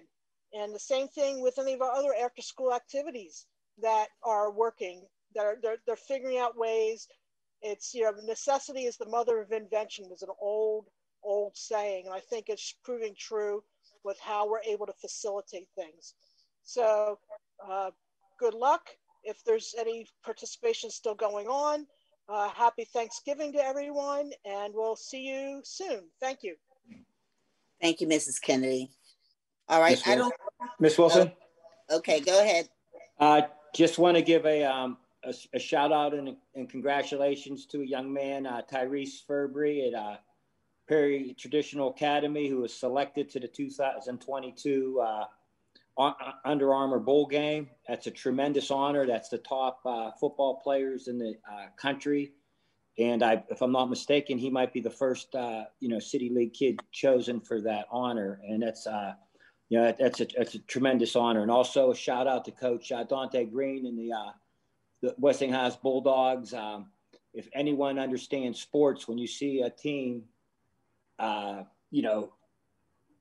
like Westinghouse play, and with the limited numbers they have on their squad, it's a testament to their willpower and their just how to get things done. And we should really congratulate them because they did a tremendous job beating schools much bigger than them.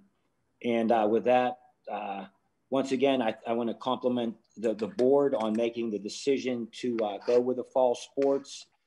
Still being in touch with local colleges. Our kids are getting interest and they are getting looked at, and we did the right thing. And thank you. Thank you. Are there any other board members? I don't see any other raised hands for announcements. All right, thank you. Then before I ask for a motion to adjourn, I just wanted to say that I was on a call yesterday with Allegheny County, Dr. Bogan and the county executive, Rich Fitzgerald, and they're cautioning everybody to be safe over this holiday coming up, Thanksgiving. Just be very careful. Try not to do your normal traditional Thanksgiving dinners. The incidences of COVID positive cases increased greatly over the holiday weekend of Halloween. There have been incidences at schools where schools didn't sanction social activities and parents got together and had big dances and kids became infected. From across the country, we're learning it's not necessarily from our schools where people are being infected. It is in the activities, the social activities, where they are gathering with others and then they bring it home. And then if there are people who work in our schools or they're working in other situations, and they take it to their work sites. So we're all being urged to please be cautious, stay away from large crowds, don't do your typical Thanksgiving meals, because even though it's your family or your friends and you love them and you're close, you don't know who's been in contact with someone else who may have been infected by COVID-19. So just everyone, please be careful, please be safe, and watch out for yourselves. At this time, I'd like to ask for a motion and a second to adjourn tonight's meeting. So moved, Devin. Okay, Second, Veronica. Okay, Miss Telefaro and Miss Edwards. All those in favor of adjourning tonight's meeting, say aye. Aye. Aye. Anyone say no? I didn't think so. This meeting is adjourned. Please move forward. Be safe. Good night, everybody.